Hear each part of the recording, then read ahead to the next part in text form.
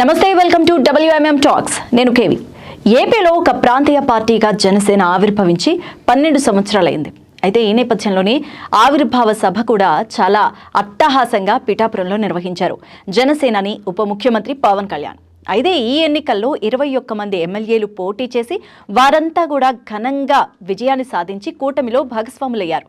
ఇక్కడ అందరూ మాట్లాడుకునే విషయం ఏంటంటే, ఇక మున్ముందు జనసేన పార్టీ మరింత మందిని కలుపుకుంటూ పోయి వచ్చే ఎన్నికల్లో అయినా 175 నియోజకవర్గాల్లో పోటీ చేయబోతోందా అనే విషయం గురించి ఎక్కడా ప్రస్తావన అనేది లేకపోవడం గమనార్హం.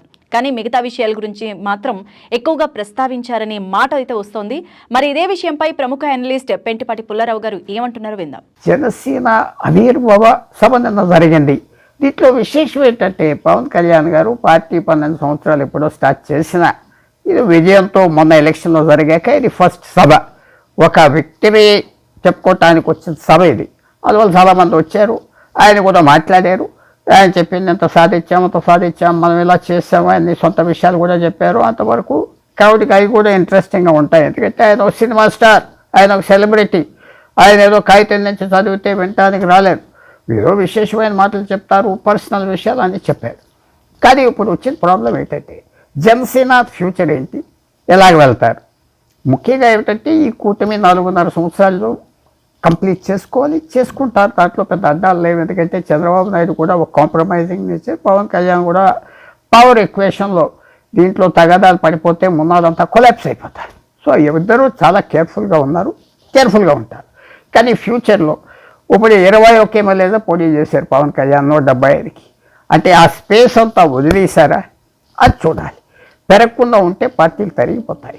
ఇప్పుడు మన దేశవ్యాప్తంగా చూసేది 2, 3 పార్టీలు సబ్ రీజనల్ పార్టీస్. అంటే ఒక ప్రాంతీయ పార్టీ పూర్ణ రాష్ట్రం అంతా కవర్ చేసేది కేసీఆర్, తెలంగాణలో చంద్రబాబు నాయుడు, ఆంధ్రాలో జగన్మోహన్ రెడ్డి, నవీన్ పట్నాయక్. కానీ కొన్ని పార్టీలు ఒక ప్రాంతమే కవర్ చేస్తాయి, బలంగా ఉన్నాయి. నితీష్ కుమార్ బీహార్లో అలాగే ఉన్నాడు 22 సంవత్సరాలు బట్టి. శరద్ పవార్ కూడా ఒక మహారాష్ట్రలో ఒక 20% ఏరియాలోనే ఆయనకి పలుకుబడి ఉన్నది, కానీ సర్వైవ్ అవుతున్నారు. సో పవన్ కళ్యాణ్ గారు చేయబోయేది ఏంటి?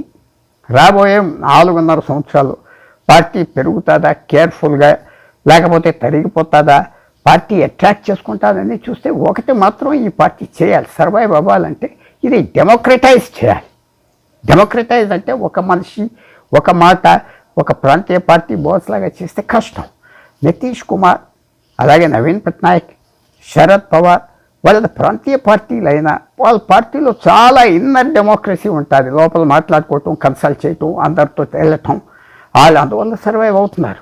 వాళ్ళ పెద్ద నాయకులు కూడా అక్కడ మనగలుగుతున్నారు. ఇప్పుడు పవన్ కళ్యాణ్కి ఛాలెంజ్ ఏమిటంటే, ఆయన కొత్త ఎంట్రన్స్ని తీసుకొస్తారా పాలిటిక్స్లోకి, లేకపోతే పార్టీలు మారిన వాళ్ళని పెట్టుకుంటారు. అది పెద్ద ఛాలెంజ్ అవుతుంది. అది దానివల్ల పార్టీ ఇబ్బందులు పడిపోతుంది అంటలేదు, కానీ ఛాలెంజెస్ ఉన్నాయి. ఇప్పుడు విజయంలో ఉన్నప్పుడు చాలా కేర్ఫుల్గా ఉండాలి, చాలా చక్కగా అడ్వాంటేజ్ తీసుకొని పెరగాలి. ఆ మెసేజెస్ దాంట్లో అంత క్లియర్గా నేను మీటింగ్లో రాలేదు. ఎందుకంటే అదొక విక్టరీ సభలాగా వచ్చింది. ఆయన గెలవటం, 6-5 నెలల క్రితం డిప్యూటీ సీఎం అవటం, వైఎస్ఆర్సీపీ ఓడిపోతాం.